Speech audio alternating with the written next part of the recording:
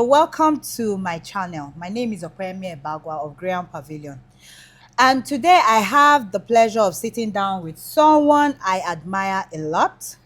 My former colleague Yetunde. We worked in Imperial Homes together, formerly GT Homes. Yeah. She's an accomplished real estate professional with a wealth of experience that spans across mortgage, that's our girl, property sales, real estate consultancy, and there's a new one, real estate surveyor.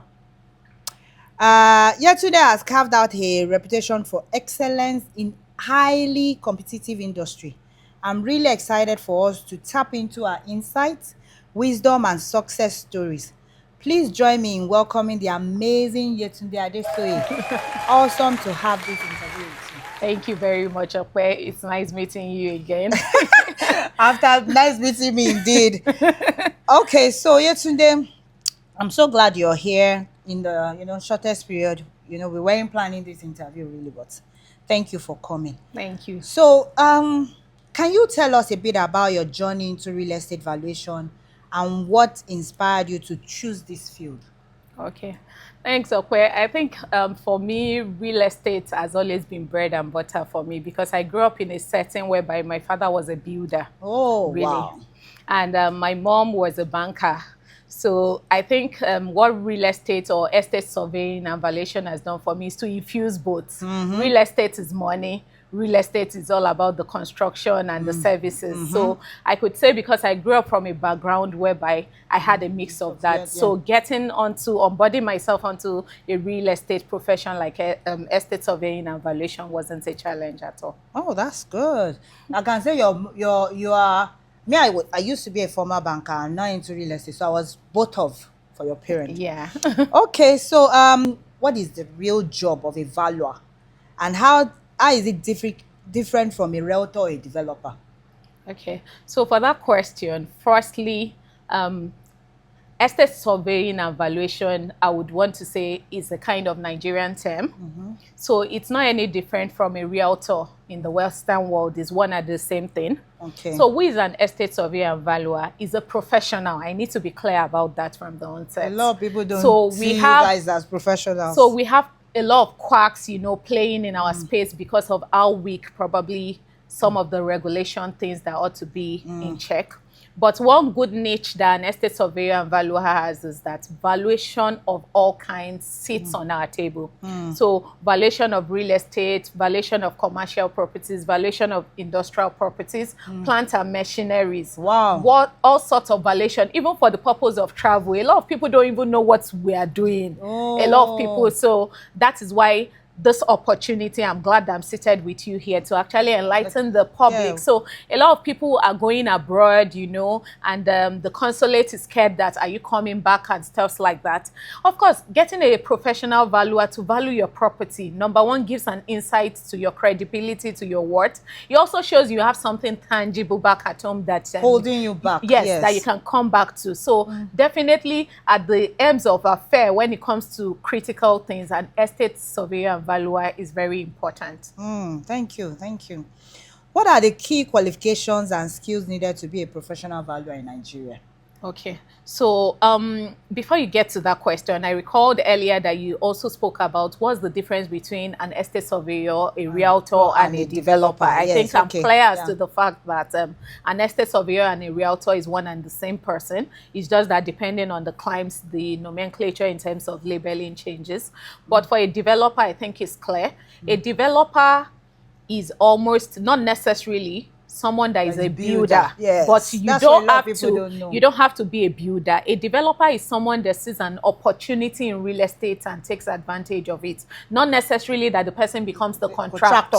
Yeah. So it's one and two different persons. So a realtor is someone that handles real estate end to end, which is what an estate surveyor can do as well. An estate surveyor handles valuation. They handle even before you get to, so an estate surveyor and valuer is actually very much involved end to end from visibility all the way to after service of a real estate property. So when I say visibility, so what people don't know is I have a land.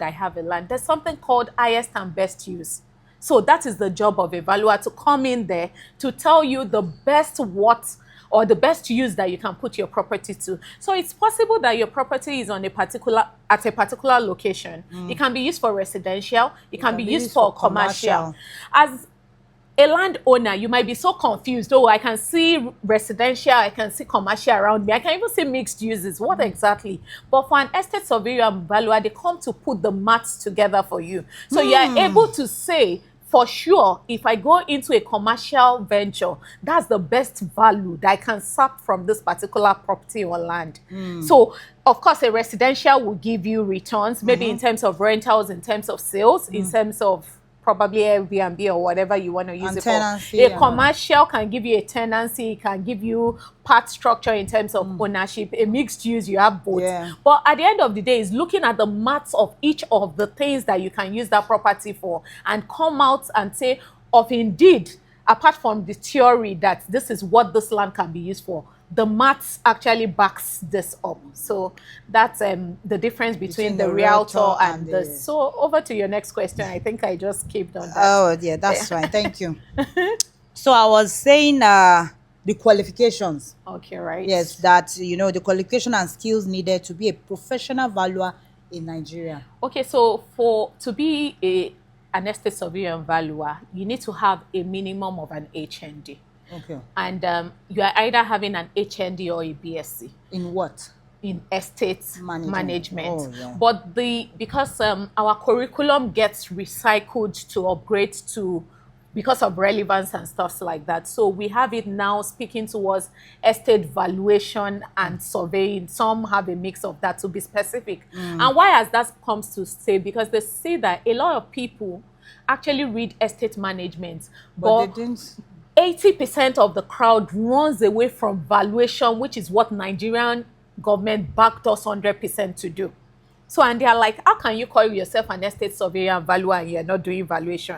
So valuation is a key component of what is happening in our schools now. Okay. So for you to become an estate surveyor and valuer, you actually need to have an HND or a BSc. But what you have in terms of that would determine the kind of exam you would do. So if you have an HND, there are like 2-3 steps of exams you need to do. If you have a BSc, because the curriculum is more robust, so you just have one professional exam, which we call the PPE, to take, which is the professional examination at the end of the day. So of course, but our institution, which is the body actually covering us. What's your body called? So it's called Nigerian Institution of Estate Surveyors and Valuers. Okay. But we also have the regulator, which the government has empowered, which is ESVABON, which is Estate Surveying and Valuation Registration Board of Nigeria. Wow. So those two bodies work hand in hand and ensure that we become professionals, we have relevance, we have inclusion in the policies and stuff like that. So at the end of the day, for you to become an estate surveyor valuer, you have to have a minimum of BSc or HND. But BSc or HND. But at the end of the day, we see that because the structure in terms of policy is a bit loose in Nigeria, you see even professional quacks, I don't have to mention. So at the end of the day, you see people that have gone to school, they've read other lines of studies, but because they feel as if I don't like money, that. Yeah, I don't like that. Because some of us did something else in uni and we're doing something else now. So I don't like that. But it's okay. It's okay coming from you. So at the end of the day, so you see them working in real estate space because they feel as if it's soft. But real estate is not soft. What has happened is that the policies in Nigeria are a bit weak. So this is an opportunity also to call on the government to please support us. Please. We've gone 5 years to do these courses. We are professionals that know what we are doing. So why don't you empower the people that are qualified to do this? Because what we end up saying is that even the government themselves have taken estate surveyor and valuation profession as something that is the mess clearer. What do I mean the mess clearer? At the early stage, as I said, we are involved in visibility and viability appraisal. We are involved in highest and best. They don't involve all those things. They build their estate, their government houses and everything. They don't even know the value of what they are going to sell at the end of the day. It is when the buildings are done that they will remember that, oh, estate surveyors needs to be here. Whereas they've actually gathered all the professions every other profession is already at the sitting table. So the government needs to acknowledge that people are empowered to do something, and we are positioned rightly. We are not scared of occupying the space, because I'm proud of all my predecessors, all the membership, and I know they have the right qualification to do what is required. Ronke, I said Ronke, what am I calling? Ronke is our former boss in Imperial. Yetunde, of course, it's okay for you people who go and fight your battle somewhere at the government. Yeah, but right now, for my clients, we have educated them enough. Okay. I want you to tell me. So just to add up, please, just a few seconds. I spoke about BSc and HND, but because, as I said, inclusion is becoming quite important, and because we've seen quite a number of people evade that space. So right now, there's a real estate academy that the profession is setting up big time to actually bring on board people that practice this on the streets as quacks, to now have to incorporate them into the system and make them certified. So all those are ongoing at the moment. That's nice. That's pretty good. Okay. Yeah? So I was saying, Lagos often referred to as real estate capital of Nigeria. From your perspective, what makes Lagos so unique in terms of property valuation? Okay. So number one, Lagos State is the pace setter for every other state. Apologies to every other state, no disrespect meant. Lagos State is the pace setter because the policies and everything are first tried here before people try to duplicate it in every of their states. And of course, because we are the center, when people regard to Nigeria, they want to start looking at some major cities within Nigeria, and Lagos happens to be top of that list. So that's understandable. Number two, which is very critical to why real estate works better in no other place than Lagos State, is the purchasing power. Real estate is not for the small boys, even the lowest of whatever structure you are putting up. And because at the end of the day, another thing is that land is very much limited. In Lagos now? Not even in Lagos, everywhere. Your land mass is your land mass. So if not for technology that we are pumping sand, we are doing all sorts of things, land is still very much limited. Even with the pumping and the dredging, there's limits. You can't go to the ocean and set up a house there. You can't do that. You can have an island and try to do something unique. But at the end of the day, the purchasing power is something that most other cities or states do not have, or is very much reduced compared to Lagos State. And real estate, what makes it sweet is the ability to purchase, the willingness to purchase. In terms of the niche and the market is in every state. But the question is, how many people want to move outside Lagos? On a daily basis, you don't want to know the statistics of people coming into Lagos on a daily basis. So it's understandable why Lagos happens to be the pace setter in terms of real estate. Thank you, Yetunde. Thank you so much. So, as a valuer, which areas in Lagos are currently undervalued, but have strong growth potentials? Okay, so when you say undervaluation can happen in any location. Even in Ikoyi? Everywhere. It can happen. So it's not location specific. So what's undervaluation? Undervaluation means that not ascribing the right value to a particular real estate or property. So that's what undervaluation means. It can happen for so many reasons. So number one is that someone is trying to undermine their self-worth. So for example, now you are trying to, okay, maybe I don't need to say this, but you're trying to maybe share property between you and someone, and you are trying to be greedy in a way. You can now, so those happens with non-professionals. That's why don't find yourself dealing with non-professionals, because this can actually put you in a lot of trouble. So that's one thing. You might want to undervalue purposely because you are trying to project lower than what your worth is. And I'm sure this girl, she will never get herself. Of course not. My seal is too important to me. Exactly. So it's too important to me. So another reason for undervaluation is when you are trying to cut corners, even as the clients. So maybe you want to value a property, you are going to give it to a rookie, and you expect a rookie to be experienced enough. Experience is not bought off the shelf. It's something that people have done over and over again, and they are able to position themselves and say, this is what the true value of this property is. So give, for example, now someone just graduated out of school. You feel, oh, because the person is part of the valuation team in a company, you don't want to pay the true price for a valuation exercise, and you say, Mr. So-so-so, Miss So-so-so, please, could you just quickly put together? You know, they just do as if it's not an exercise. Could you quickly just put together? Of course, for someone just coming out of school, the stipend or the stipends that you want to pay the person matters. But as the person done a quality job and also giving true worth to your property, when you do undervaluation, it's a disservice to you. So you recall why we were in the bank, there's something known as refinancing. Yes. Refinancing means that you want to release equity from your property.